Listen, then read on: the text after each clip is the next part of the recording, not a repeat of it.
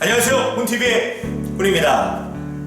오늘은 어떤 이야기를 해볼까 하면요, 지난번에 난장편에서 제가 옛날 핸드폰을 보고 이거 진짜 핸드폰 관련된 이야기를 하면 좋겠다 라고 했었는데요. 오늘은 핸드폰과 관련된 이야기를 해볼까 합니다.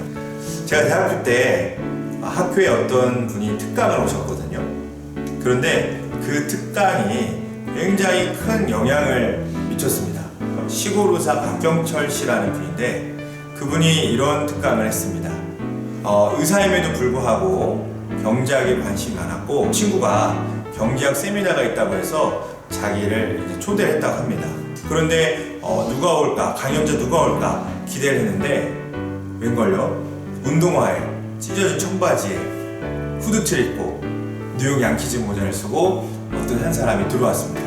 그리고 칠판에 WW를 썼다고 하는데요. 앞으로 이 인터넷이 세계를 지배할 거다, 그 얘기를 한 2시간 했다고 합니다.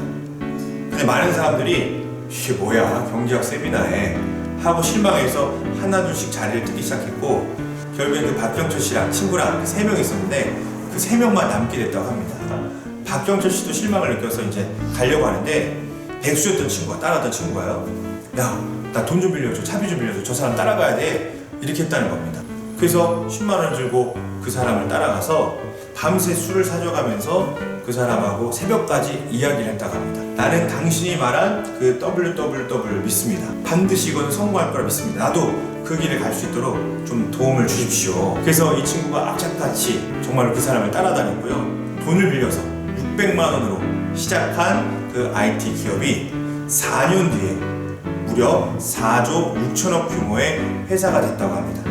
그러면 그 친구가 따라갔던 그 사람은 누구냐? 다음을 만든 이재용 사장이죠.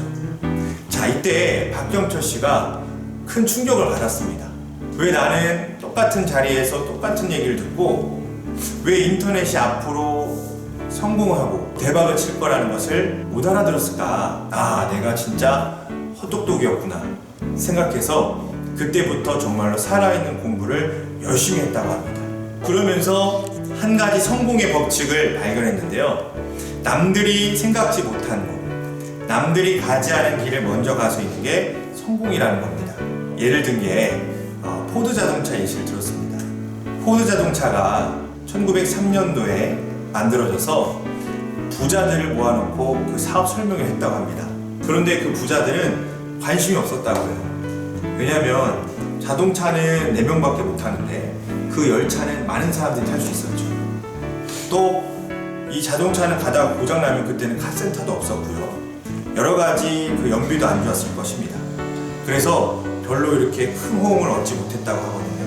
그런데 그 사업 설명을 듣고 한 사람은 좀 다르게 생각했던 것 같아요. 지금이야 이 자동차가 많이 안 다니지만 조금 더 이것이 발전되면 이거는 많은 사람들이 다 개인 차량을 타겠다.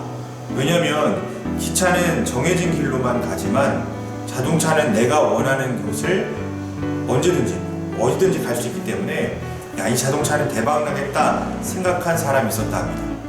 그런데 그 사람은 자동차에 투자를 하지 않았어요. 어디에 투자했느냐? 바로 주유소를 전국에다가 쫙 이렇게 깔아보는 겁니다. 무려 94%의 주유소 시장을 차지했는데요. 그 사람이 누구냐? 바로 록펠러라는 사람입니다. 그 록펠러라는 사람 때문에 이거 너무 한 사람이 94%를 차지하고 있으니까 이거 불합리한 거 아니냐 라고 해서 공정거래법이 생겼다고 합니다. 그 정도로 엄청난 이 주유소 시장을 장악을 했다는 거죠. 자, 여러분들 같은 경우에는 주유소를 만들어야겠다 이런 생각이 드십니까?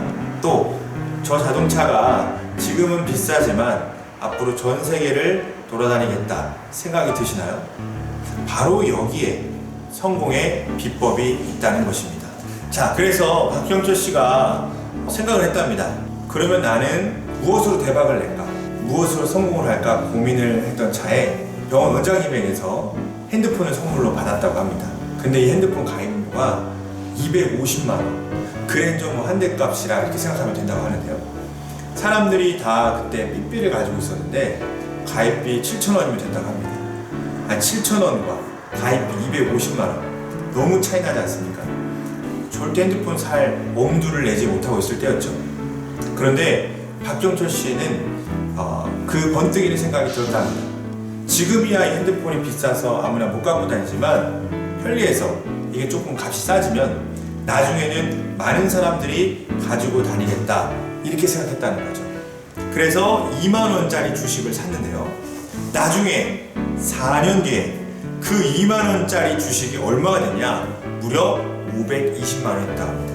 엄청난 얘기죠. 박경철 씨가 먹고 사는 거 빼고는요, 나머지 모든 돈을 그 이동통신 관련 주식을 샀다는 겁니다. 그래서 전설적인 주식 부자가 되었다는 겁니다. 나중에는 주식 관련 책도 쓰시고요. 또 그와 관련 강연도 많이 다니셨죠. 자, 이 이야기의 어떤 결론 또 교훈이 뭐냐? 우리 인생의 W를 찾으라는 겁니다. 내 인생의 WWW를 찾으라는 거예요. 그 박경철 씨 친구분이 WWW 이야기를 듣고 가슴이 설레어서 쫓아가서 대박이 났던 것처럼, 또 그 포드 자동차의 사업 설명을 듣고 주유소를 만들어야겠다 생각했던 것처럼, 핸드폰을 보고 이동통신 주식을 사야겠다 생각했던 것처럼, 나는 뭔가를 보고 야 저거 성공하겠다. 지금은 사람들이 이거를 못 알아보지만 시간 문제다, 앞으로 이거는 뜰 거다 라는 W를 찾으라는 겁니다. 그리고 그 W를 향해서 달려가라는 거예요. 시간을 투자하고요, 에너지를 투자하고 노력을 해서 그 W를 내 것으로 만들라는 겁니다.